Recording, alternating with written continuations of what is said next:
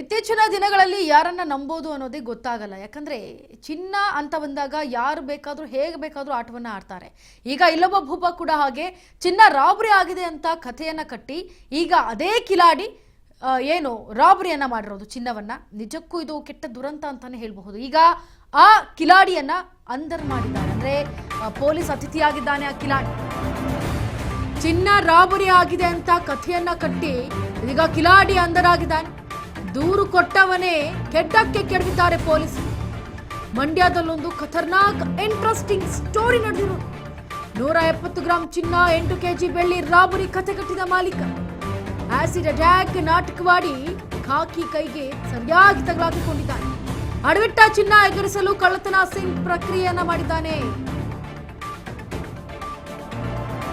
ನೋಡಿ, ಚಿನ್ನ ರಾಬರಿ ವಿಚಾರಕ್ಕೆ ಸಂಬಂಧಪಟ್ಟಂತೆ ಅಂತೆ ಕಂತೆಗಳನ್ನ ಕಟ್ಟಿ ಪೊಲೀಸರಿಗೆ ಚಲ್ಲೆ ಹಣ್ಣನ್ನ ತಿನ್ಸೋಕೆ ಮುಂದಾಗಿದ್ದಂತಹ ಮಾಲೀಕ ಈಗ ಅಂತೂ ಇಂತೂ ಅಂಧರಾಗಿದ್ದಾನೆ. ಅಂದ್ರೆ ದೂರು ಕೊಟ್ಟವನು ಏನು ಪೊಲೀಸರು ಹಳ್ಳಕ್ಕೆ ಬೀಳಬೇಕು ಅಂತ ಕೆಡ್ಡವನ್ನ ತೋಡಿದ್ದ, ಅದಕ್ಕೆ ಸಂಬಂಧಪಟ್ಟಂತೆ ಮಾಲೀಕನನ್ನೇ ಕೆಡವಿದ್ದಾರೆ ಅದೇ ಕೆಡ್ಡಕ್ಕೆ ಪೊಲೀಸರು.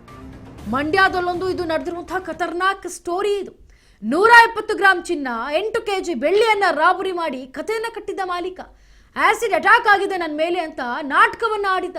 ಖಾಕಿ ಕೈಗೆ ಸಿಕ್ಕಿ ಬಿದ್ದಿದ್ದಾನೆ ಈಗ ಓನರ್. ಆಡ್ಬಿಟ್ಟಂತಹ ಚಿನ್ನವನ್ನ ಎಗರಿಸಲು ಕಳ್ಳತನ ಮಾಡುವಂತಹ ಸ್ಕ್ರೀನ್ ಪ್ಲೇನ ಮಾಡಿದ್ದ. ಸಾಲಗಾರರಿಂದ ಬಹುಮುಖ್ಯವಾಗಿ ತಪ್ಪಿಸ್ಕೊಳ್ಬೇಕು ಅನ್ನೋ ಈ ಖತರ್ನಾಕ್ ಪ್ಲಾನ್ ನಿಂದ ಈಗ ಈ ಭೂಪ ಪೊಲೀಸರ ಅತಿಥಿಯಾಗಿದ್ದಾನೆ.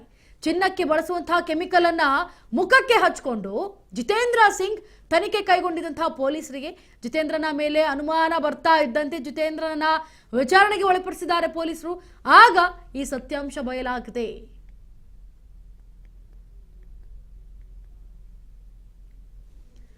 ಸರಿಯಾಗಿ ಪೊಲೀಸರು ಗ್ರಿಲ್ ಅನ್ನ ಮಾಡಿದ್ದಾರೆ. ಆ ಸಮಯದಲ್ಲಿ ಅಂದ್ರೆ ಒಂಚೂರು ಪೊಲೀಸರಿಗೆ ಅನುಮಾನ ಬಂದ್ರೆ ಸಾಕು, ಅದ್ಯಾರೇ ಆಗಿರಬಹುದು, ಅವರ ಸ್ಟೈಲ್ನಲ್ಲಿ ಅವರು ಗ್ರಿಲ್ ಮಾಡಿದಾಗ ಬಾಯಿ ಬಿಟ್ಟು ಬಿಡ್ತಾರೆ, ಇಲ್ಲ ನಾನೇ ಮಾಡಿದ್ದು ಅಂತ. ನೋಡಿ, ತನ್ನ ಮನೆಯಲ್ಲಿರುವಂತಹ ಚಿನ್ನವನ್ನ ತಾನೇ ಕದ್ದು ಚಿನ್ನಕ್ಕೆ ಬಳಸಬೇಕಾಗಿರುವಂತಹ ಏನು ಈ ಒಂದು ಲೋಪ ಇರುತ್ತೆ ಅಥವಾ ಲೋಹ ಇರುತ್ತೆ, ಅದನ್ನ ಬಳಸ್ಕೊಂಡು ಮುಖದ ಮೇಲೆ ಆತನೇ ಎರಚಿಕೊಂಡು ಆತನಿಗೆ ಆತನೇ ಹಿಂಸೆಯನ್ನ ಕೊಟ್ಕೊಂಡು ಈಗ ಕೊನೆಗೆ ಚಿನ್ನ ರಾಬರಿ ಆಗೋಗ್ಬಿಟ್ಟಿದೆ, ನನಗೆ ಆಸಿಡ್ ಹಾಕಿ ಚಿನ್ನವನ್ನ ಕಳ್ಳತನ ಮಾಡಿದ್ದಾರೆ ಅಂತ.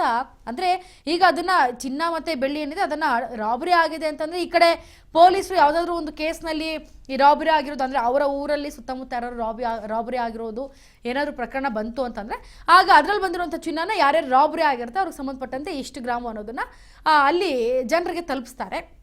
ಸೊ ಇಂಥದ್ದೊಂದು ನಡೀತಾ ಇರುತ್ತೆ ಪೊಲೀಸ್ ಸ್ಟೇಷನ್ಗಳಲ್ಲಿ. ಆದರೆ ಆ ಒಂದು ಚಿನ್ನ ಮತ್ತು ಬೆಳ್ಳಿನೂ ಬರುತ್ತೆ ಒಂದು ಪಾಯಿಂಟು. ಮತ್ತೊಂದು ಪಾಯಿಂಟ್ನಲ್ಲಿ ನೋಡೋದಾದರೆ ಈ ಕಡೆ ಸಾಲಗಾರರು ಯಾರಿದ್ದಾರೆ ಅವ್ರಿಗೆಲ್ಲ ಕೂಡ ಚಿನ್ನವನ್ನು ಮತ್ತು ಬೆಳ್ಳಿಯನ್ನು ಅಡವಿಟ್ಬಿಟ್ಟು ನಾನು ಅವ್ರಿಗೆ ಸಾಲವನ್ನು ತೀರಿಸಿದ್ರೆ ಮುಗೀತಲ್ಲ, ಇಲ್ಲಿ ಒಂದು ಕಲ್ಲಲ್ಲಿ 2 ಹಕ್ಕಿ ಹೊಡೆದಾಗ ಆಯ್ತಲ್ಲ. ಈ ರೀತಿಯಾಗಿ ಮಾಲೀಕನ ಈ ಮಾಸ್ಟರ್ ಪ್ಲ್ಯಾನ್ಗೆ ಪೊಲೀಸರು ಬಿಡಬೇಕಾ? ಯಾಕಂದರೆ ರಂಗೋಲಿ ಕೆಳಗಡೆ ನುಗ್ಗಿದ್ರೆ ಚಾಪೆ ಕೆಳಗಡೆ ನುಗ್ಗೋದು ಗೊತ್ತಿರಲ್ವಾ. ಹಾಗಾಗಿ ಪೊಲೀಸರ ಈ ಒಂದು ಏನು ಈತ ಮಾಲೀಕ ಖತರ್ನಾಕ್ ಪ್ಲಾನ್ ಮಾಡಿದ ಅದನ್ನು ಬಲೆಯನ್ನು ಬೀಸಿ ಗಡ್ಡಕ್ಕೆ ತಳ್ಳಿದ್ದಾರೆ.